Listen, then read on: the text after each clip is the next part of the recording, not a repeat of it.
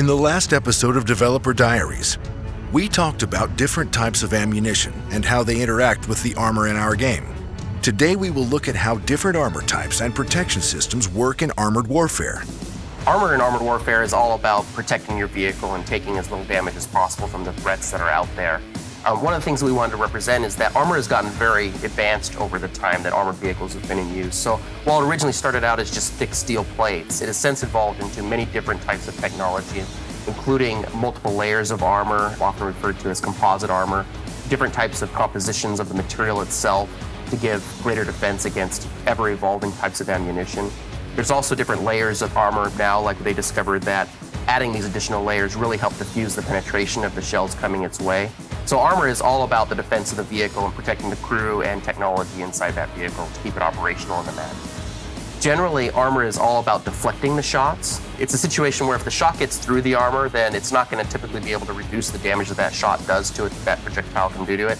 But if it is able to deflect that projectile, then it'll keep the vehicle from taking any damage at all, keeping the crew inside safe, keeping the engine safe. So it's really sort of an all or nothing situation in most cases with armor. So in armored warfare, only hits to the main body of the vehicle, which is the hull and the turret, will actually cause a reduction in the vehicle's hit points. So very thick armor can either deflect shells entirely, or in the case of explosions, can reduce or almost completely mitigate the damage that you would take as a result of that hit. So in addition to that, the angle of the armor plays a major role in how effectively thick it's going to be against any certain type of projectile. So what that means is that a player who understands the particular configuration of their vehicle can use that armor and angle it appropriately to be able to stop damage or deflect it entirely.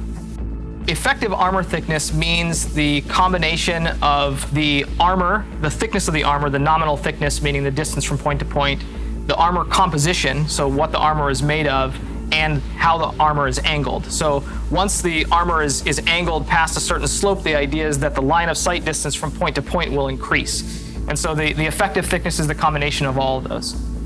One of the interesting things about modern armor is it has evolved to a point where it has very different effects depending on the types of ammunition that's fired against it. And we wanted to represent that in the game. So we have implemented a system where the designers are able to identify what the different materials are in the composition of the vehicle's armor itself, and then they can assign different coefficients to how effective that armor is against the different types of ammunition. So the armor composition values are used to simulate the different compositions of armor, of modern vehicle armor. There's a lot of different varieties of modern armor. There's things like composite armors, there's aluminum and different kinds of steel. So the idea with these multipliers was to allow us to more accurately simulate the way that specific ammunition will interact with specific types of armor.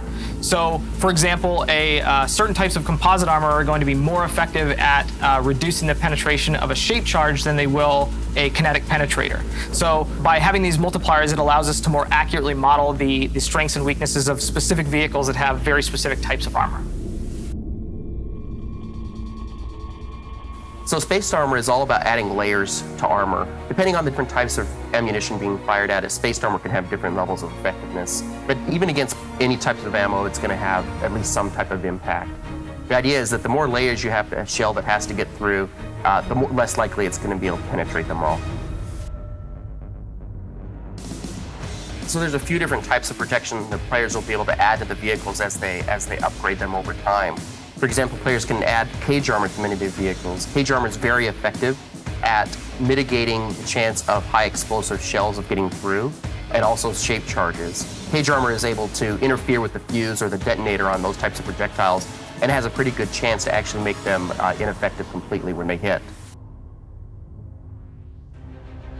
So applique armor is actually the simplest of all the armor types that are available as upgrade packages on the vehicles. Applique just simply adds some additional thickness to the existing armor, although it does have one additional benefit, which is that it does cause a second penetration check. So in our hit resolution formula, there's a check each time penetrator or the stream from a shape charge hits a different layer of armor. And so by having two layers of armor, you're doing two penetration checks. And so even though the sum of armor thickness from both the spaced armor or the applique armor and the base armor may be a certain thickness, having to do two checks may actually make it fail, whereas it would have succeeded if it was just a single check. That's one small advantage of it. And that's sort of to simulate what happens in real life with this kind of applique armor. where it'll sometimes deform or destroy a projectile when it hits the second layer of armor. So explosive reactive armor still adds the same kind of benefit of a little bit of additional thickness to the armor, just like spaced armor or applique armor does, but it's specifically made to defeat shape charges. So the way that we're treating that is that any shape charge which hits ERA armor will have a pretty high chance to just be completely destroyed by the ERA. In some cases, such as older ERA and newer modern ammunition, there is still a chance that it's going to make it through. But even then, there's then the base armor thickness that still has to be penetrated after hitting the ERA. In addition to that, ERA is detonated each time that it's hit. So once the ERA in a vehicle is hit once during a match, it will no longer provide protection on that part of the vehicle. So another shape charge that hits the same location won't get any of the benefits that were provided in the previous hit. Smoke grenades in Armored Warfare will provide instantaneous cover to anybody who's able to shoot them off in time before they get hit by an enemy. The idea is that they're directional, so if there's a player in front of you and you pop those smoke grenades off, you're going to actually be able to completely disappear from them immediately, and you'll be gone, they can't see you, and you can maneuver, do whatever you need to do to get to cover. They last about 10 seconds, that's still something that we're kind of working with. Now, if there's somebody who's off to the side of you and can still see you, even though the smoke grenades are firing off in front, then they're not actually going to do much for you. So they are situational, but they'll be extremely useful in getting out of bad situations. So a hard kill active protection system is something that will fire at an incoming anti-tank guided missile and just shoot it out of the sky so that it never hits you. A soft kill system, which we don't actually have implemented at this time, but we are planning to implement in the future, uses electrical countermeasures to interfere with a guidance system of an anti-tank guided missile to throw it off course or prevent somebody from being able to target it properly. The difference between active and passive protection system is the active ones actually fire into the incoming projectile and detonate it early before it gets to the tank. The passive ones interfere with the guidance of an incoming missile so that it's less likely to hit.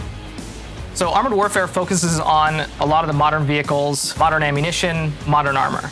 And I think that one of the things that makes this game really interesting is that we've gone to lengths to try to get all of these new mechanics into the game in interesting and unique ways. So a lot of this stuff really changes the kind of core gameplay. Things like explosive reactive armor and smoke grenades, they add a dynamic element that makes it much more interesting for players when they're actually in combat trying to figure out how to utilize these different elements. And so I think that along with just the awesome modern vehicles, I mean things like the M1A1 and the T90 are great examples of some of our top tier vehicles that are really awesome and unique vehicles to play.